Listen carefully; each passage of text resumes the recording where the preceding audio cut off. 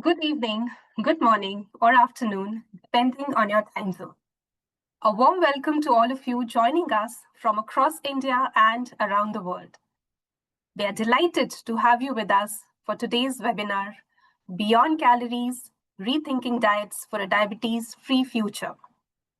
My name is Swati Bakshi, and I serve as the Deputy Director at the Harvard T.H. Chan School of Public Health, India Research Center. It's a pleasure to be with you today. Our center was established in 2015 as the first global footprint of the Harvard Chan School. We work to advance health in India and globally through our three strategic goals of research, training and capacity building, and knowledge translation and communication. Our center is led by Dr. K. Vishwanath, the Lee Kum-Kee Professor of Health Communication at the Harvard Chan School. Now, let me take a moment to briefly set the stage for today's discussion. We gather at a crucial time. Diabetes has rapidly become one of the most pressing global health challenges, with the number of affected adults rising from 630 million in 1990 to over 850 million in recent years. And India, unfortunately, is at the center of this crisis, often referred to as the diabetes capital of the world. According to the ICMR diabetes study, 11.4% of Indian adults are living with diabetes, and another 15.3% with prediabetes. Urban areas are particularly affected, but even tribal populations are increasingly impacted. At the heart of this crisis lies a nutrition transition, marked by rising intake of refined grains, unhealthy fats, and declining dietary diversity. Our meals are increasingly dominated by calories, but deficient in essential nutrients. And the consequences are profound, not only for individual health, but for our healthcare system and economy. Emerging research from both India and global cohorts shows that dietary diversity plays a protective role against diabetes and its complications. The science is clear. Diversifying what we eat can help delay, prevent, or even reverse the cause of type 2 diabetes. So, to highlight this critical issue, our center launched a webinar series titled The Impact of Diets on Non-Communicable Diseases, Evidence and the Next Steps, where we aim to convene national and global experts to share research, identify gaps, and discuss practical strategies to strengthen India's public health response. Today's webinar, the second in this series, focuses on how dietary approaches can prevent and manage diabetes. We are fortunate to be joined by a distinguished panel of experts who've made significant contributions to science, policy, and community health. Before I introduce them, I would like to acknowledge our co-host for today, the School of Public Health, KIIT, deemed to be university, which is driving public health innovation and inclusive education, especially among underserved and indigenous communities. We are grateful to them for co-hosting today's session. And now it's my great pleasure to introduce our respected panelists who bring a wealth of experience to today's discussion. First, it is my absolute honor to welcome Dr. Nikhil Tandon, who's a professor and chair of the Department of Endocrinology and Metabolism at the All India Institute of Medical Sciences and has worked extensively as a clinician researcher specializing in cardiometabolic diseases. He has led some of the largest epidemiological studies on cardiometabolic diseases in India, including the renowned CARS cohort, which is a landmark multi-city study that has tracked over 16,000 adults in South Asia to better understand the burden and drivers of cardiometabolic diseases. Dr. Tandon chairs several national and WHO technical advisory groups. In recognition of his contributions, he has been conferred fellowships of several prestigious national academies in India. He is also a recipient of the Dr. B.C. Roy Award for Eminent Medical Teacher and the Padma Shri, India's fourth highest civilian honor. Welcome, Dr. Tandon. It's such a privilege to have you with us today. Thank you. My pleasure. Next, we are joined by Dr. Deirdre Tobias, Assistant Professor in the Department of Nutrition at Harvard Chan School of Public Health and the Assistant Professor of Medicine at Brigham and Women's Hospital, Harvard Medical School. Her work focuses on the role of diet and lifestyle for obesity and major chronic diseases, including gestational diabetes and type 2 diabetes, and her research has been widely published and recognized. She also serves as an academic editor for the American Journal of Clinical Nutrition, and she recently served as a member of the 2025-2030 Dietary Guidelines for American Scientific Review Committee. Welcome, Dr. Tobias. We are pleased to have you with us today. And finally, we are delighted to welcome Dr. Ranjit Mohan Anjana, Managing Director of Dr. Mohan's Diabetes Specialty Center and President of the Madras Diabetes Research Foundation. Her work spans diabetes prevention, epidemiology, and metagenomics, and she serves on multiple expert committees with WHO and ICMR. She's also contributed to developing NCD protocols for the Ayushman Bharat Health and Wellness Centers.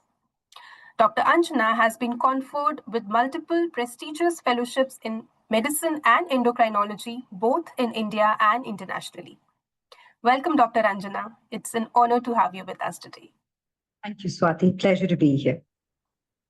Well, these brief introductions hardly do justice to the depth of expertise our panelists bring to the table today, and we're looking forward to an engaging and insightful discussion.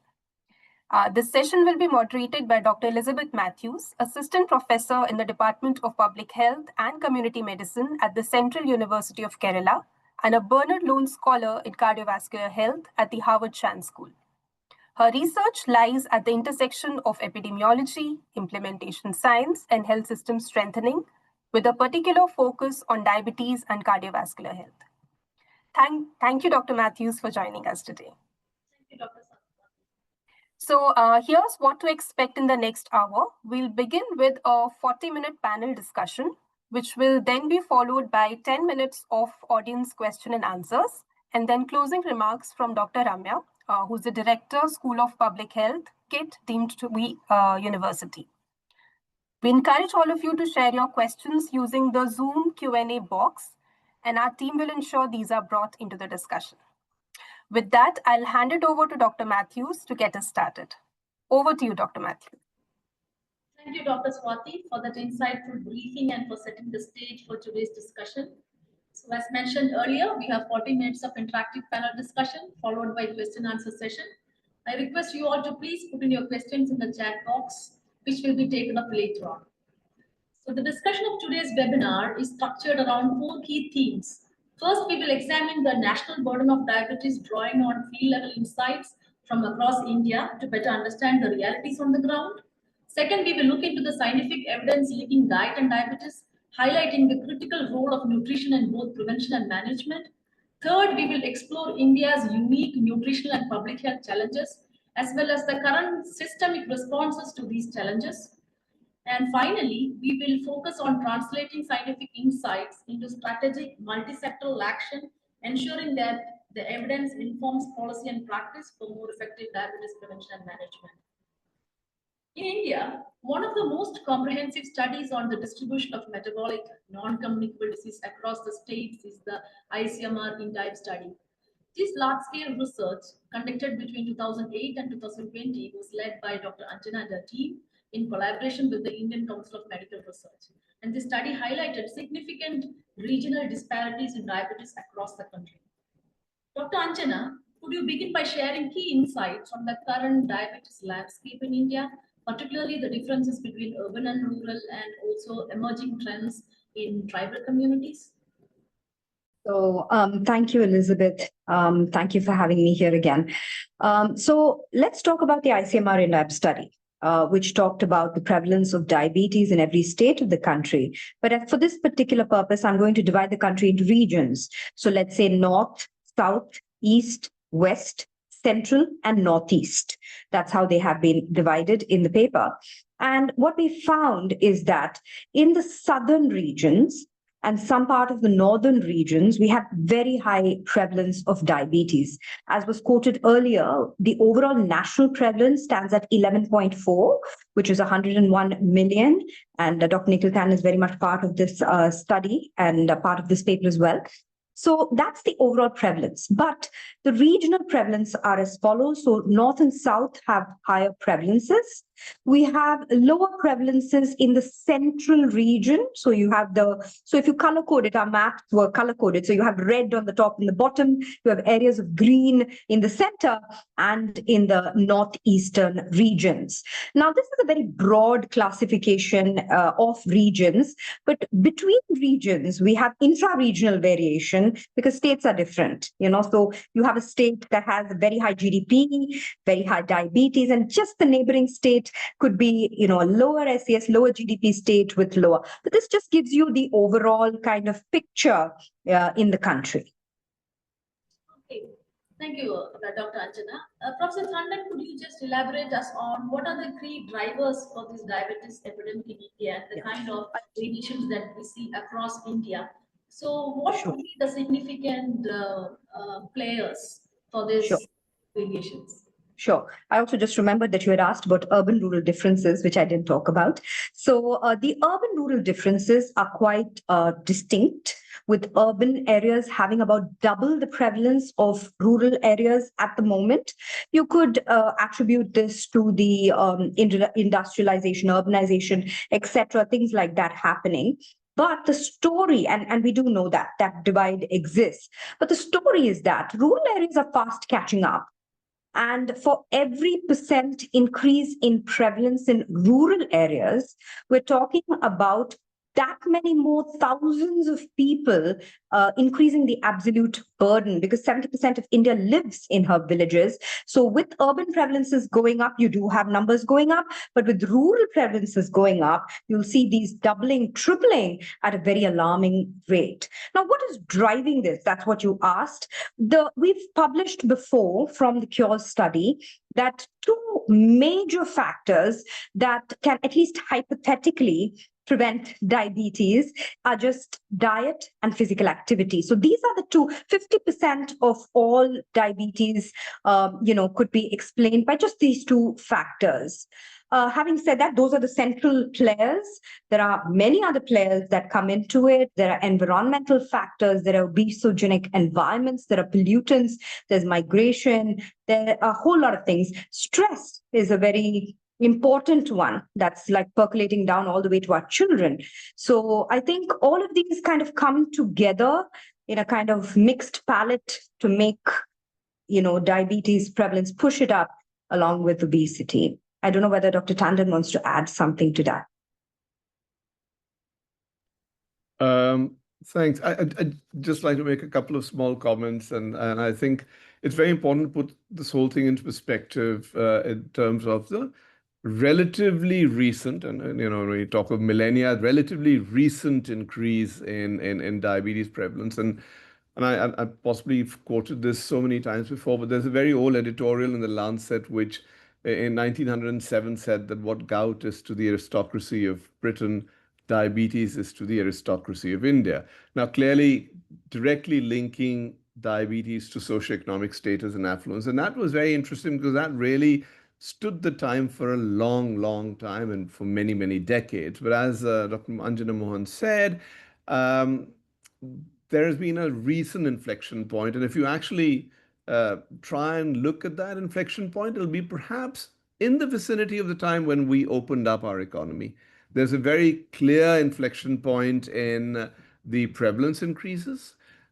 The other interesting point is that while urban values are significantly high, there are certain states where the urban-rural difference itself is small, whereas there are certain other states where the urban-rural differences persist to be large, possibly links to the economic developmental status of those states, and I won't go into names specifically, but it's again very important to understand that we still have opening in the door to try and fix that problem in at least those states which haven't been galloping, from their rural prevalence has also started to gallop.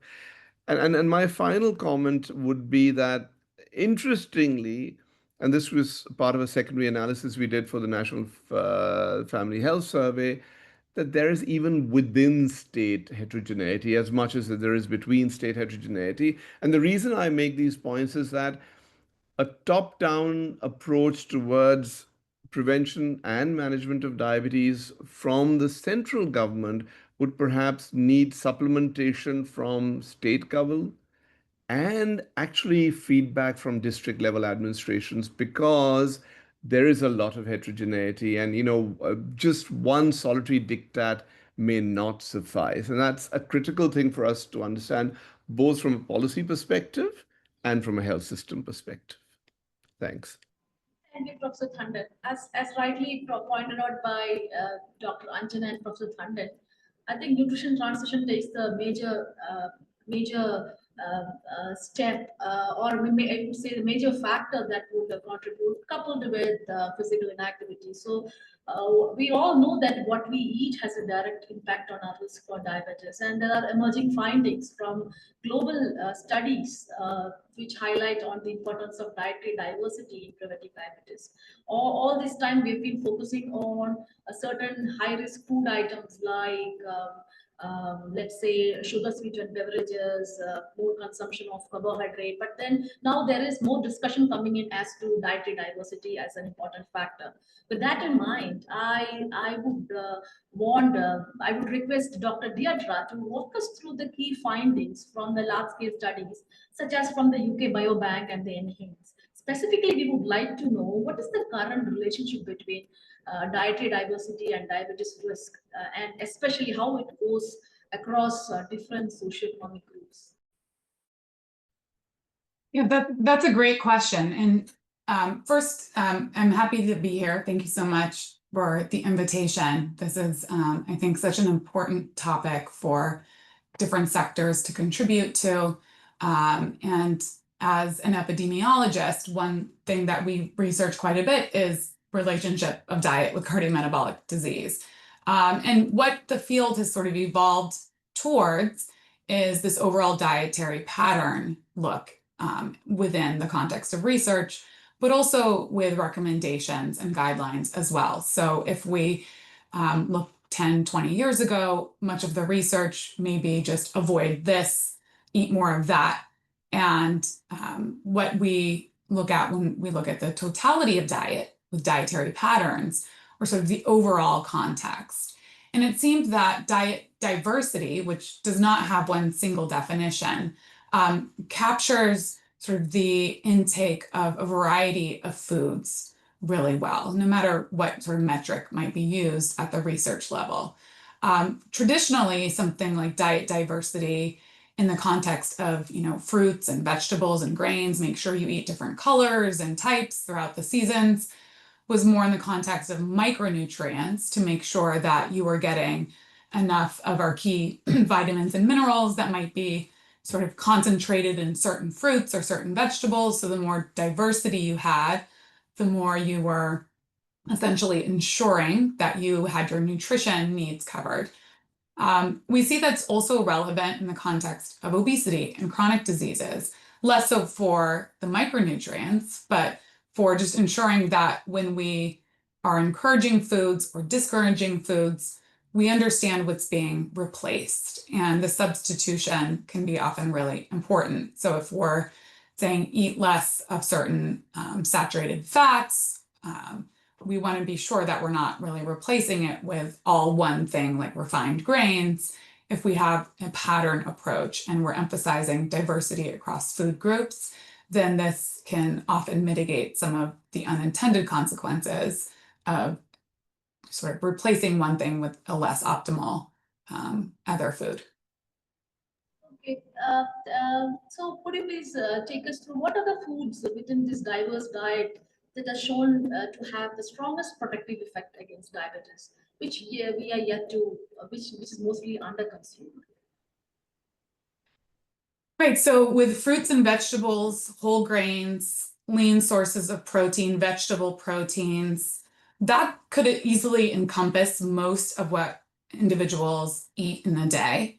And if you were focusing on diet diversity or just consuming across all of these food groups, then that ensures nutritional adequacy, but also makes less room in the diet for a lot of the less healthy foods. And something like sugary beverages, which we don't want to consume on a daily basis and to take up calories from healthy options, those don't offer any nutritional value, right? It's calories, but without any diet quality, no nutritional content at all. So in terms of foods that have been most strongly implicated with an outcome like type 2 diabetes, the overall diet pattern being high quality, so selecting that diversity across fruits, vegetables, whole grain, lean sources of protein, vegetable proteins, sort of by default eliminates a lot of the less healthy foods, like the sugary beverages, the refined grains, the snacks, the salty and sugary foods. And so when we look at the totality, really doing all of that simultaneously is what has the most consistent, strongest relationship with lower risk of diabetes. And there's no one pattern, it seems, either. So, we can look at a score like even the Mediterranean diet score, which many regions around the world don't have a diet that looks anything close to that. But you can still take, diet at the population level, try to score it the best you can with the foods that whatever region might be consuming. And consistently, you see lower risks of outcomes like diabetes and heart disease, even though the foods themselves can be very different within that. Healthy eating indices, diversity scores, all of that, sort of the more quality, the lower the risk, sort of regardless of the types of foods that might be consumed around the world that fit into that pattern. But we also know that there are many foods to just simply avoid. Sugary beverage is really the most common example. You don't really have to think of a substitute for that. You can just eliminate it. It doesn't offer anything nutritionally. It tends to add calories, but also maybe even displace healthier options as well. Thank you. Oftentimes, adopting a healthy and diverse diet remains a significant challenge for many Indian households, particularly as large sections of the population continue to experience both food security and nutritional deficiencies. And one notable example is the Pune maternal nutrition study, which found that pregnant women with nutritional deficiencies, especially vitamin B12, gave birth to children who by age of 6 showed signs of insulin resistance. And this finding highlights a critical link between maternal nutrition and intergenerational transmission of metabolic disorders, such as including diabetes. So, Professor Tandon, considering India's dietary landscape with heavy reliance on cereals and relatively low consumption of fruits and vegetables, how do these findings on dietary diversity apply to our context, and how we can adapt diverse diets to better align with the cultural and economic realities of India? Yeah, I think that's a pretty big and complicated question, but I think it's a very valid question. First, we also have the example that you gave of the Pune maternal nutrition study. I think we've got to therefore look at diet and its impact on diabetes across the life course, right? And what that study seemed to indicate was that intrauterine life exposure programs the fetus to develop into a metabolotype which may predispose them to future diabetes. So, but let's park that aside for the moment, because what we really need to do at this point in time is also look at what can be done to prevent diabetes in the postnatal existence, right? And for that, it's very critical to understand that all dietary habits really get entrenched fairly early in life, and therefore good dietary habits, if I can use that word in apostrophe, should be inculcated as early in life as possible. And the second point I'd like to raise out there is that there's a huge amount of literature which has looked at specific individual nutrients, but as Dr. Tobias mentioned, we need to also consolidate that information from individual nutrient exposure or excess or deficiency to a package, which is the actual diet pattern or diet itself, right? So yes, it's important to understand that sugar-sweetened beverages are, particularly harmful. But remember that they will be contributing only in part to the whole problem. So I think we really need to understand what is a prudent diet, if I can use that word advisedly. And over a period of time, our understanding of dietary patterns has improved so that we can compare a packaged diet. We talk about Mediterranean diet. Now, again, people selectively try and pick up constituents of that diet and attribute benefits or harm, right? So without being facetious, people often pick out the red wine component of the Mediterranean diet and talk about the specific benefits on cardiovascular health without understanding that the Mediterranean diet is not restricted to one component. It's a whole package deal. And I think increasingly the amount of data which is emerging is that, and we've already referred to the fruit and vegetable part, but using whole grains, higher fiber in content, less of red meats, more fruits and vegetables as a whole composite, less of full fat milk and milk products to that extent, is one composite diet. And we have actually enough data, not only, of course, there's lots of data from outside of India, but there are enough data now emerging from India which clearly demonstrate that the benefit of this so-called prudent diet as opposed to a more conservative or a more Western-oriented diet, at least in the Indian context, is going to be particularly helpful. Now, when you talk about the challenges, remember, I think some of the challenges have been self-imposed. Traditional Indian diet, predominantly vegetarian, predominantly seasonal vegetables, predominantly high fiber containing whole grains, was what we always did. We've transitioned for a range of reasons, whether it's cost or access or aesthetics, or the need to take it round the year. We've transitioned to a sort of diet which is perhaps not as appropriate for our setting.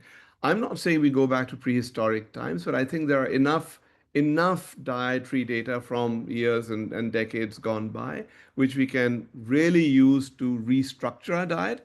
But to do that in a 40 or 50-year-old is going to be incredibly, incredibly difficult. So again, what I'm trying to make a push is that this needs to be positioned and inculcated from as early on in life, and therefore health promotive activities should not be restricted to later years, but started from the very beginning, because once they get entrenched, if inappropriate habits get entrenched, it's going to be incredibly difficult for us to rectify that. I'll stop here. In case there's any rebounds, I'm very happy to come back in. Yeah, but and Professor Anjana, you have this work on diabetes, gestational diabetes prevention, and you have had interventions that were tailored through the reproductive life course, especially for women from low resource setting. Could you just let us know more about your work and whether there are national programs in India to address this issue on enhancing maternal nutrition? Or enhancing nutrition for young girls in the early reproductive years of age?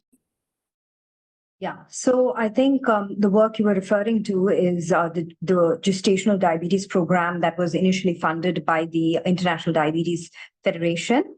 It is called Women and Gestational Diabetes, the WINGS program, where we developed a model of care for women with GDM to look at outcomes, whether there was any effect of dietary intervention on neonatal outcomes. And what we showed is that through this model of care, which involved one-on-one dietary counseling, it involved booklets, it involved community work, it involved a whole lot of things, the monthly contact with these women, we found that we were able to shift the carb. So you do know that India is a carbohydrate loving nation. 62% of this population eats carbohydrate. So we can't do something, we can't say, stop eating carbohydrate. That's not practical. It's not going to work. So what we could do is shift the carbohydrate from refined to whole grain. And that's what we saw happening in the study. The whole grain consumption went from 5 gram to 30 gram. The other thing that I would like to talk about is dairy. World over, dairy doesn't have a very good name with diabetes, but in India, we particularly show that total dairy and fermented dairy are protective risk factors for not just diabetes, but they were also in this particular study beneficial along with the other stuff. The other thing that happened is the improved fruit and vegetable consumption leading to increase in fiber. So these three components, the carbohydrate change into better carbohydrate, the dairy and the fiber intake together had an effect on neonatal outcomes with better dietary, effects. Having said that, these were done on pregnant women with GDM, and at the time when the study was done, we only had GDM that was diagnosed at 24 to 28 weeks. Today, what we call late GDM. And with the explosion of diabetes all over the country, younger and younger women getting diabetes, women are getting obese and diabetic before pregnancy or during first trimester, what is now called as early GDM. So for those prevention, it was like Dr. Tandon was saying, one has to start before the pregnancy. The single most important contributor to GDM is BMI. So pre-pregnancy BMI, fat percentage, if you like, is what one has to focus on even before this woman gets pregnant. So these are the, I think, factors that one must look at before and during pregnancy. That's a very promising study, which gives us hope that at least when if we start intervening during the early reproductive years or during the pregnancy, there will be positive outcomes. So that's a very positive, promising study. Professor Tandon, with your broad experience in science, policy, and health system delivery, could you share us what are some of the population level strategies in India that has shown promise to dietary risk for diabetes? Because most often, even when individuals have positive intention to adopt a healthy diet, it's often difficult to stick to it considering the environmental triggers. So what are the policies that we have in India, or are there any population level strategies in India right now to address or reduce the dietary risk?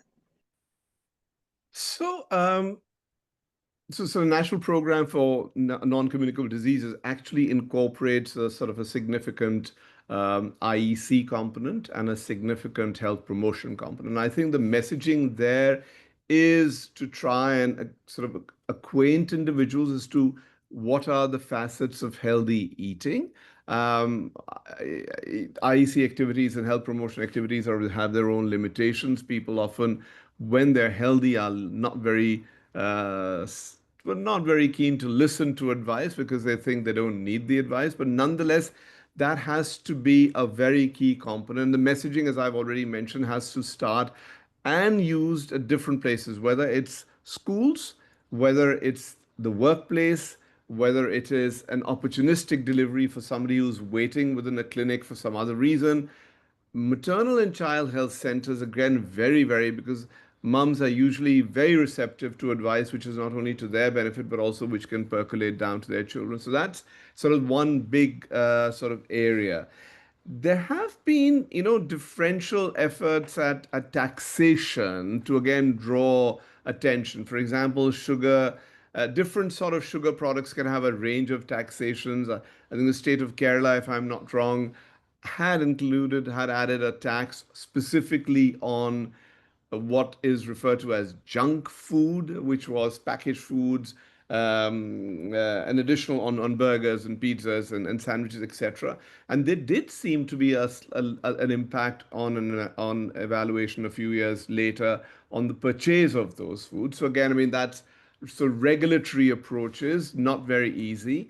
Just yesterday, I saw a newspaper item which said that visual warnings for some unhealthy foods as a pilot project has been initiated by the Ministry of Health and Family Welfare. So just like you have a plate model for diet, I think you need a cafeteria choice of interventions, because it's one specific intervention is unlikely to sort of address the problem at large. And so it's a combination of all these factors. The other thing one must realize is that you're combating food industry, which comes with huge advertising budgets, which is therefore making their products much more easy. The reach of their projects much more simple. And I don't think the healthy food advertising budget's going to ever match that in amount. So again, you need intersectoral impacts, selectively looking at what are the subsidies you can give to people who produce a certain range of products so that the healthier food stuff comes cheaper. So it's not a taxation as a negative impact, but as a positive impact by subsidizing the production or farming of healthier food stuff so that that comes cheaper on the table. So as I said, this really requires a broad range of interventions, cannot be restricted to the ministries of health. You will require a range of interdepartmental interventions, including ministries of commerce, ministries of agriculture, and ministries of revenue and expenditure, et cetera, before you can come with a significant impact there. Oftentimes, the scope of implementing these policies by the Ministry of Health and Family Welfare limited scope because most of these dietary risk factors are beyond health sector. And recently, there was this CBSE issued a circular to the schools saying that they should discourage students from consuming sugar or discourage the sale of such products. So that's one positive note from Government of India in terms of intersectoral mechanisms. But I strongly agree with your perspective, Professor Tandon, that it's important, like when Professor Deirdre says about enhancing dietary diversity for diabetes in India, most often dietary diversity constitutes fruits and vegetables, which is quite expensive, and most often it's not affordable for any middle class households, which acts as, so although we give healthy messages to them, oftentimes it's difficult for people to translate these information to doable goals because most often finance come in the way. So, Dr. Deirdre, I would like to know from your experience contributing to this 2025-2030 dietary guidelines for the Americans Scientific Review Committee, how can national dietary frameworks more effectively incorporate this concept of dietary diversity to prevent chronic diseases like diabetes? And how we did in US, and what are your suggestions for India? Yeah, that's a great question. One just note is when we were convened as a group to do the research and write our scientific report, the objective was all health outcomes and all Americans. So, that includes a bulk of that being on the prevention side, but also recognizing that once individuals get a diagnosis like diabetes, they're still at risk for things like cardiovascular disease, cancers, in addition to treating, the immediate complications or concerns with diabetes itself. So really what diet might encompass the most health benefits for all of these chronic disease that, both the US and India are facing. And so our focus was really on the research and trying to identify more from the causal perspective and biologically what would be the optimal set of recommendations. But the next big leap is really this implementation, which we don't factor in as much when we're looking at the research itself, in the biochemistry and the clinical trials and the epidemiology. The implementation, I think, is where this biggest disconnect in public health is, where you may know that this dietary pattern or set of foods and recommendations might be healthy at the theoretical level, but at the population in the real world, they may not be available. They may be unaffordable or inaccessible. There may not just be an interest culturally for what's being recommended. And even if advice is given, it may just be too difficult to follow because of what's in the food environment itself. So I think, there's this robust body of evidence of what people probably should consume in this dinner plate that would prevent chronic diseases across the board, help them maintain a healthy weight, even if they've begun to accumulate chronic diseases, probably help those as well as prevent further downstream complications. But we just don't know how to get at the population level that change to occur. And to Dr. Tandon's point, there really needs to be, I think, multi-pronged efforts, but also when we're thinking of prevention, we're not typically in the clinic giving someone advice. That's going to be more of the environmental approaches or the policies. And then when we have a mother who has a diagnosis of GDM or had one in her last pregnancy and is pregnant again, and now we're looking to maybe even prevent GDM, that's where we may have more leverage when it comes to one-on-one advice and giving tailored recommendations. So really most of what we want at the implementation level to get the population to sort of stick to the best they can, the set of recommendations, I think has been really an uphill battle because of the food environment. And you can give someone all the tools and education in the world, when they step out that door, if it's to a really unhealthy food environment, it's almost an instant, loss there. So I think that's one of the biggest challenges. That is what we wrestled with on the guidelines report committee, which is, yes, this is what the science shows. When we even look at the US data by socioeconomic status, income, education, overall, across the board, we're seeing compliance or adherence to the recommendations of fruits, vegetables, whole grains, et cetera, dismal. So, if we score everyone for their adherence on a scale from 0 to 100, the average in the US is around 55, which would be a failing grade if this was, an academic test. And that's really regardless of socioeconomic status. There are certainly disparities where obesity and diabetes prevalence are much higher in lower education in certain race ethnicities around the US. But everyone is actually consuming a pretty unhealthy diet. So really at the population level, there's a lot of room for growth. And even when there is sort of like the financial means to afford fruits and vegetables, it's not happening. So, in addition to sort of making what we want to recommend accessible and affordable, there just needs to, I think, be fewer competing interests when individuals go to the supermarket or go to where they purchase foods. Even with the means to buy them, people simply aren't, even in the US. So there's just broader systemic food environment issues that really are at conflict with what even some basic recommendations might be. And I don't think there's a magic bullet yet on how to really overcome that. I think it will take a variety of methods and see kind of what works best for the environment, the specific environment. Do you have some global examples that has tried to make a policy environment that was favorable for making a healthy food environment? Do you have any case studies that you can share with us? So that's a great question. A student is currently working on a scoping review and even conducted some in-person interviews with policymakers and other stakeholders.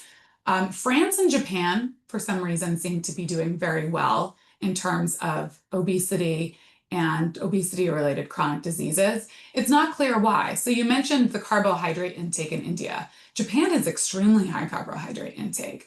Yet has the lowest prevalence of obesity in the world and diabetes. It's not clear what sort of their strategies or effective policies might be for either of those countries. And there's other countries that maybe had sort of the westernization and increasing in obesity and diabetes, but have somehow been able to plateau or even reverse those trends. So Italy, for example, sort of had similar public health concerns, and now they're not quite as low as Japan, but aren't really where the rest of some of these other European countries are. So it's not really clear what leads to success. I do also think that it will be context specific in many cases.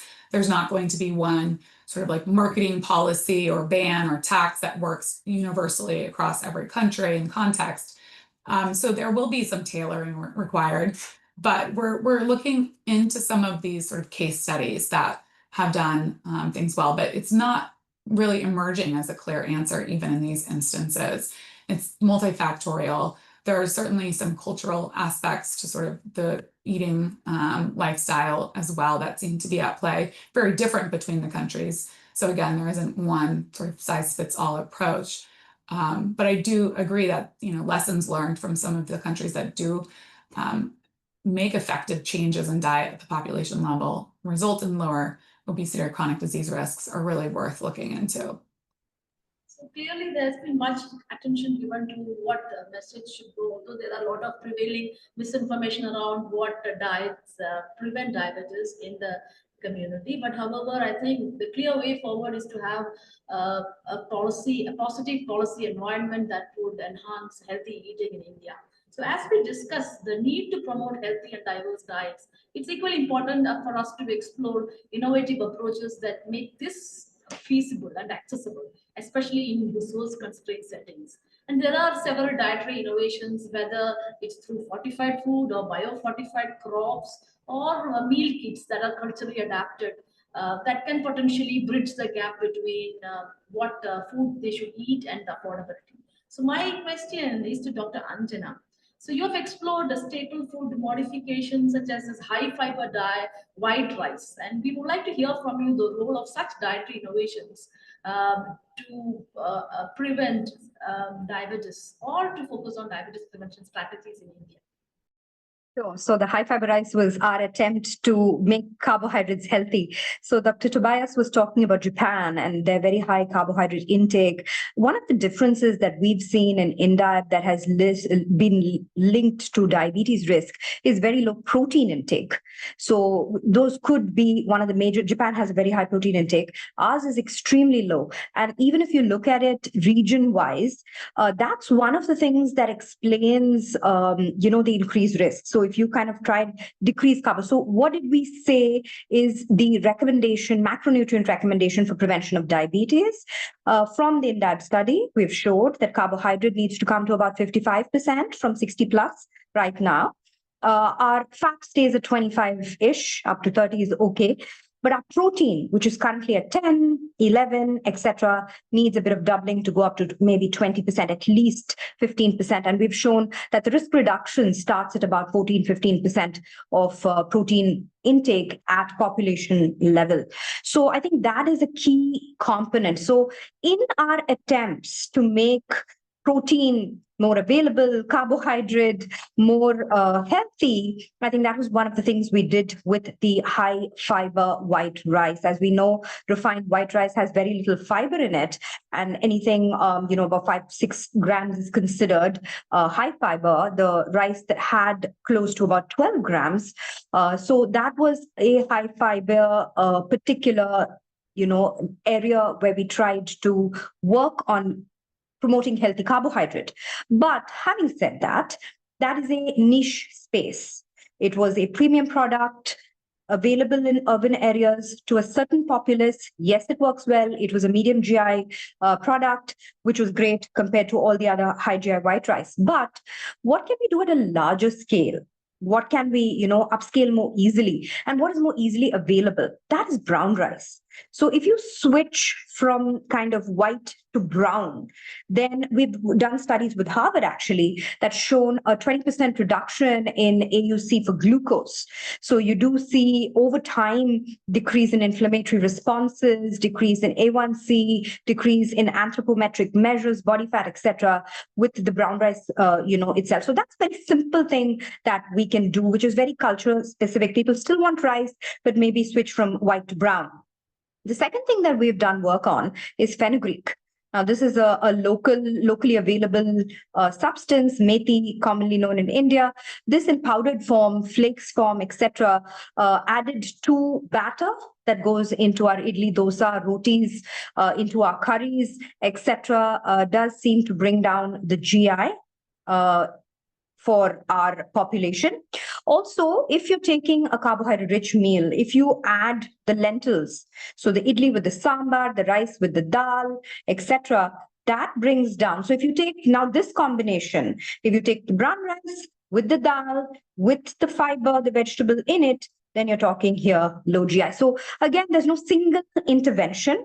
This has to be culturally acceptable. It has to be affordable. And it has to be something that they can do long term. So I think those are the key. There's no magic element. It's just making small shifts, I think. Yeah. And oftentimes, if things are affordable, would you still think that there will be other challenges in making people adopt these kind of changes? Like there's a gap between awareness and the long-term effect. Yes, I agree. So now let's talk about the brown rice itself that we did with Harvard. So we told everybody, brown rice is good because it was in the trial. But a lot of people didn't like brown rice. It didn't cook fast. It didn't digest enough. It doesn't look white enough, etc. So there are social issues with this, and that is also published that people still have the barriers to acceptance of these things. The other thing in India that's quite important is millets. So government has been, promoting millets, the year of millet, etc. Unfortunately, what we found, we did consumer surveys from more than 2,000 stores, and we found that the store-bought millet is actually a milled refined grain. So these are all high GI, even if you take the millet as millet itself, or if you make it into a roti or an upma, whatever you want to do with it, it still has quite high GI. So we're really not gaining anything by doing that. So I think what needs to be done is, if we recommend, say, a healthier grain, it has to be available in the healthy form, and there has to be some regulation and check on that. So people believe that millet is a healthier grain, but just not in its refined form, which is what is available to the consumer. And I think one has to be have knowledge about that, and there should be some regulation around that as well. So there are other challenges as well. I agree, Elizabeth. Thank you, Dr. Anjana. Dr. Tandon, one of the key innovations in healthcare is digital technology and AI now coming in, and it's transforming healthcare in recent years. So, what role do you see for these technologies to improve dietary risk prevention at population level? And can these tools be integrated into the national programs for meaningful effect? So clearly, any benefit from any technology would be welcome, because as we've just heard, there are so many challenges, not only in making the right stuff available, but also ensuring and enabling its consumption by the people and increase in their understanding of what is better for them and what may not really suit them. So technology will, of course, help in disseminating the necessary information.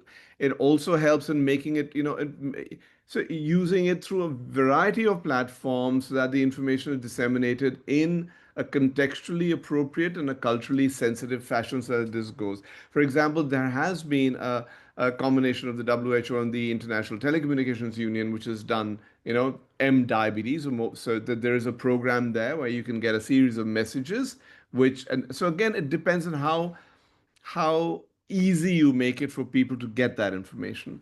The other thing is, which is, now that there is increasing amount of labeling. Labeling was fairly, I would say, inadequate in the years gone by, but there's an increased pressure on and regulation on front of pack labeling and back of pack labeling. So, again, finding ways and means for communicating that information to consumers, especially a large number of consumers who may not be familiar with the language in which that information is provided on the packaging. We need assistance of technology going forward. Then, of course, in people who already have diabetes or people who want to change their diets, there's a whole range of applications, which can be either mobile phone applications or internet applications run through other devices, which can give ready information to individuals to understand the appropriateness of what is being consumed and what are the alternatives which may be consumed to give the same degree of caloric content, the same degree of nutrition, but sort of removing some of the ill effects. So I obviously, and the national program, of course, is now, if you remember, at least in terms of the delivery of care, is now hinged on a portal or a system, and adding on information about this to that portal would again be very useful in terms of delivery. But again, as I said, there's multiple parts of a jigsaw will be required to be fitted to get the desired effect, and not one alone. Thank you, Professor Tandon. Thank you. So we are in short of time. So before we conclude the discussion and move forward to the question and answer session, I would like to ask each of the panelists to give the audience one key take-home message from this webinar as to how to enhance or how to enhance your diet for diabetes prevention. One key take-home message. Over to you, Professor Tandon. Right, again, a difficult one. But I think the one key message would be to understand that it's that when we're talking of diet, we're not talking of individual nutrients, we're not talking of one particular thing. It's the entire concept of a a diet pattern, which includes a range of food items, a distribution of different proximate principles, and a combination of the foods, which would be, if eaten in moderate amounts, would be healthy rather than, and therefore not just talk about a diet which is a diabetic diet or a heart healthy diet or a diet. We're looking at an overarching diet for a global health benefits. Thank you, Professor Tandon. Dr. Deirdre? Yeah, I mean, I think there's so many good pieces in this talk for how an individual can make simple adjustments or swaps. So I might leave my comment more for the research community, and particularly at this intersection of sort of biology and causation and what factually might lead to a better glycemic control or lower weight, body weight over time, and the intersection of that with our food environment. So really implementation and translating sort of what we might see in the textbooks as an optimal sort of diet pattern or diet diversity to how do we actually get that at the population level without it requiring individual one-on-one conversations with everyone. Let's make that easier to step out your door and make healthier choices without sort of the stress and need for all these tools, especially at the prevention side, when that's not really on everyone's mind. Younger kids and adolescents who just want to go out and live their lives, how can they do that without sort of paying for the consequences later with chronic disease? Thank you. Dr. Anjana? Okay, I have two things to say. One is equip yourself with the right knowledge. There's a lot of things going out around there. Most of them, 90% of them are not true. So I think equip yourself with the right knowledge. And number two, make small changes for long term. All things work in the short term, but with NCD prevention, sustainability is the key. So whatever you're doing, make small changes that can be done for the longer term. That is the key to behavior change. Okay, thank you, Dr. Anjana. Now we have a few questions posed to the panelists. So I'll ask the questions and the panelists can respond. So the first question is to Dr. Anjana. How do you explain the rising prevalence of diabetes in rural populations, which are usually not consuming processed or sugary foods? Yeah, so diabetes is not about sugar, right? So diabetes is about carbohydrate, which is as high in rural populations. So in rural populations, what we see is that while the carbohydrate intake has traditionally been high, the physical activity has also been high. Over the past few decades, you'll see decrease in physical activity, increase in mechanization, increase in obesity rates, all translating and playing with your availability. And I disagree. There's a lot of high-fat food available, your chips and your Coke, and everything is available at village level. So increase affordability, increase accessibility, and decreasing physical activity, more salt, fat, sugar, carb, all of that is leading to diabetes in rural areas. We have a question from Lucy George to Professor Tandon. The question is, we discuss dietary diversity in many ways today, but in a country with varied socioeconomic populations, how can we promote healthy, diverse diet in a cost-effective and culturally appropriate way? I think she's answered her question herself, right? I mean, there have been traditional dietary practices in each part of the country. I think we've forsaken a lot of them to go into a more unified, what is a more appealing diet, which is not necessarily a more healthy diet. I think we need a significant campaign for people to understand what was what we can learn from the generations before, who were clearly so much healthier than we were, especially in terms of chronic disease. And that is a messaging which becomes extremely critical. And I think it's important to sort of also reflect on what Dr. Anjana said, that yes, millets are good, but remember, if you source them from an incorrect place, you may be under the mistaken assumption that you're going to get the benefit, whereas it may not be. When I was a child, we used to buy wheat, we used to take it to the mill, get it milled, and that was the wheat which was then used for cooking chapatis at home. It's now pure, white, and refined. I'm not saying we need to go with sacks of flour, but we need to understand that those are the differences which will be of use to us going forward. Thank you, Professor Tandon. I can see that the questions here, most of these we have discussed in the session, so it's time for us to wind up. Thank you for your participation in this discussion. Over to Dr. Ramya. Good evening. I'm Dr. Ramya, Director of the School of Public Health at KIIT University in Odisha. And on behalf of my current institution at the KIIT School of Public Health, and also my alma mater, the Harvard Chan India Research Center, It is my pleasure to deliver the vote of thanks for this insightful webinar on rethinking diets for a diabetes-free future. First of all, my deepest gratitude to our esteemed moderator, Dr. Elizabeth Matthews. You have so ably anchored today's session, and your questions helped us navigate this complex topic between all the panelists. And also a very heartfelt thanks to our distinguished panelists, Dr. Tobias, Dr. Tandon, and Dr. Anjana. You have generously taken out your time to share your expertise and perspectives. And your, Dr. Anjana, your rich reflections from the Indian context help set up the regional burden landscape, and also that we must work across the life course. And Dr. Tobias, that you shared reflections on diversity across food groups, and this gave everybody food for thought. So especially when it came to implementation in real world settings, you gave us some really good insights.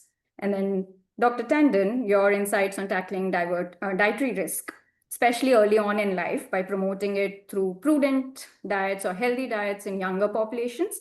It also emphasized that we require a whole society approach in general. So overall, today's discussion walked us through the scale of the diabetes challenge, specifically in India, and then the role of dietary diversity, and also the need to strengthen public awareness campaigns, which are grounded in science and also spread across the life cycle. So we must start early. So we are especially grateful to all the panelists and also to Professor Vishwanath, Director of the India Research Center, and the team, Dr. Swati Bakshi, Khushbu Agarwal, Kaizeen Balsara, and Payal Pradhan. And most importantly, to our audience who joined us from across sectors and across time zones. Your thoughtful questions guided this entire dialogue. Institutions like ours, the schools of public health at KIIT University, at Harvard University, they're all committed to advancing both academic and research excellence. We are committed to building the capacity of future change makers, and also for fostering platforms like this webinar that will foster collaborations and help translate research into both practice and impact policy. So do check our websites to stay tuned for more information. The websites have been shared in the chat. And as we close the session today, let us carry forward the message that improving dietary quality is not just an individual choice, but it is also the environment we shape, the information we have, the policies we advocate, and the collaborations we build. So thank you once again to all our speakers, partners, participants. We look forward to continuing this conversation and working together. Have a great day.